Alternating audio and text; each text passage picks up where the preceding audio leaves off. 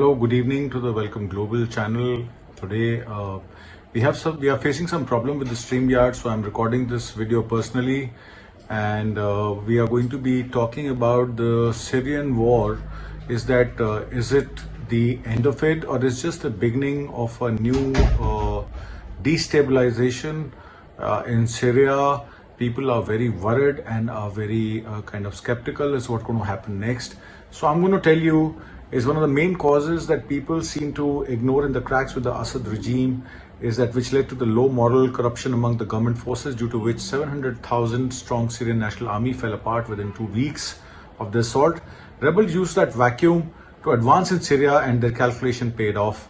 However, an offensive that might have led to another month-long eruption in hostilities instead took days, ending with a march into the capital that was met with little resistance. Now the rebels, which is the HTS, have started to dismantle the Assad's government infrastructure and setting up their own government.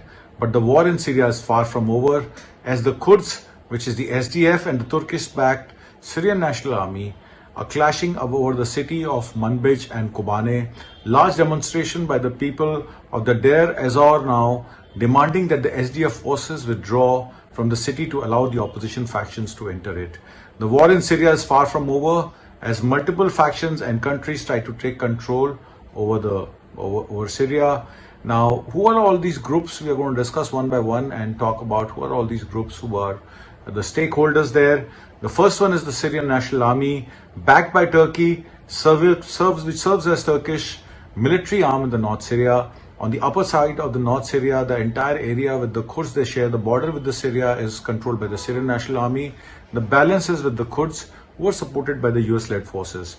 They are armed, funded, and largely commanded by the Turkish armed forces operating in northern Idlib and parts of Kurdish-controlled Rojava. The SNA is in direct conflict with the Kurdish Syrian Democratic Forces due to Turkey's opposition to the Kurdish autonomy. The next group, which is the HTS group, which is right now in siege of Damascus, the Islamist group is called the Hayat Tahrir al-Sham, and its political wing, the Syrian Salvation Army, represents the Islamic faction in Syria, which is led by a man called Abu Muhammad al-Julani. Who's this guy al-Julani? He was earlier with Al-Qaeda, and before that he was also tied up with ISIS. And with al-Baghdadi he disavowed and came to al-Zawahiri, and with Al-Qaeda he had a bounty on his head for $10 million by the same US government, and after which he said he wants to salvate the Syrian people. He wants to work for the local issues. He disavowed his ties with Al-Qaeda also, and formed his own group called the Hayat Tahrir al-Sham, of which al-Julani is the commander. He controlled most of the Idlib and the strategic cities like Aleppo, Homs, Latakia, which is part of the the border next to Lebanon is where Latakia is. And then through Homs they entered Damascus. The Syrian army put least resistance and handed over to them, and Bashar al-Assad has since left for Russia, and he's taken his sabbatical there. However, there have been the Islamist group, the HTS, has been the most formidable group against Assad, and now they basically are going to make the government next there. And whether al-Julani will become the next president is yet to be seen. However, Bashir is going to put his case forward to the UN and would demand a free election to be held in that region, because you cannot write Bashir al-Assad as of right now. Or HTS, if it is not being heard with the UN-led forces, or the US does not recognize it as a government, will they form Islamic State? There's $1 million question we don't know yet about, and we'll get to know in due course of time. However, the third stakeholder is the SFA, which is US-backed. It's called the Syrian Free Army. It's backed by some opposition-led groups. It's on the southern side, next to the Jordan border, and what it does is it's supported by the US. And it has, because US has a Al-Taraf military base near the Syrian-Jordanian border, and to protect that, US forces also support the Syrian Free Army, who are basically protecting the US base, as well as they also get assisted by the US air and logistic support. However, They control part of the Syrian desert, including Palmyra and northern Damascus. But now, since Damascus has been, taken over by HTS, what will happen to the Syrian Free Army? How US is going to play out in the whole game is to be seen.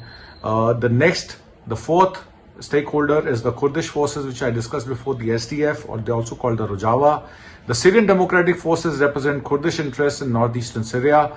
They are the most effective fighters against ISIS and control areas near Deir ez-Zor, the Iraqi border, and the Kurdish inhabitant regions of Syria. With strong US support, the SDF are well trained and motivated, but they are frequently targeted by Turkish-backed forces. So Turkey, it's taken its energy requirement from Russia, but it's also has always been taking keen interest, and has been against Bashar al-Assad, has been a firm supporter of any alliance which could take the Bashar al-Assad government out. So right now it's supporting HTS, but it's also closing, watching, and asking people to maintain calm and peace.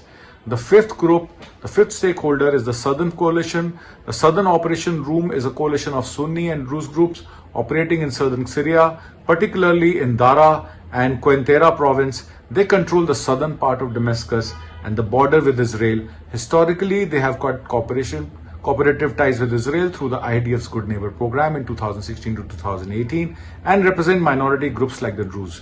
So the southern part is also close to, southern part of Damascus, and SOR is also supported by IDF, which is the Israel Defense Forces, because they have control of the Golan Heights, and Golan Heights has been taken over by Israel in 1987, and since 1991 it's part of the Israel, it's been part of the Israel, geography, and they have a buffer zone with the rebels.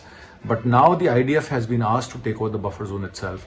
Since Lebanon, Hezbollah and Israeli IDF have an agreement where they will not have crossfire, and since Hezbollah has been, totally dismantled to support Syrian army, and Russia being busy with the Ukraine war, it was an idle time for Israel to take over, the part of Syria, and also, the dream about a greater Israel, where Syria, part of Lebanon, part of Turkey, and part of Iraq and Jordan, maybe not Jordan, but part of Lebanon, Syria, and Iraq would be part of the greater Israel, and that's what Israel thinks. The question on the Arab world is that what is going to happen next? Is this war over, far from over, or there are things which we have not seen as yet, and they are bound to come?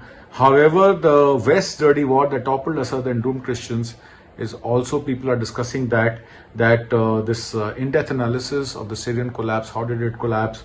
How did this global schemes, foreign meddling, so many stakeholders? Syria has been fragmented for quite some time. There are consequences for the persecution of the minorities, especially the Christians. Since Syria is a multicultural, multilingual society where Christians, Alawites, Sunnis, they are all part of the nation. However, now Bashar al-Assad, who's been made to be an authoritarian, totalitarian ruler, and who's fled to Russia now, and HTS, which is rebranded from Al-Qaeda front, has seized Damascus.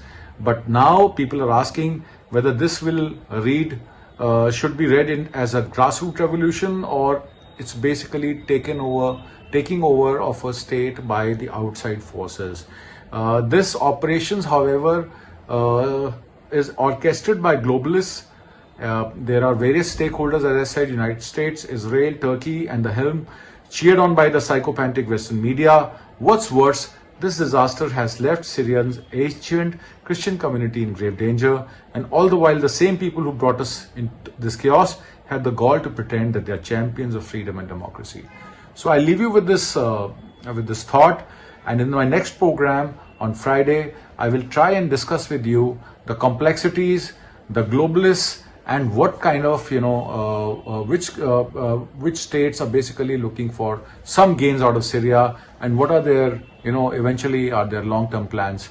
I hope you like this program. Please write into the comment box, and we will try and read all the comments and make our program for better viewership. For now, I will say goodbye, and I will see you on Friday.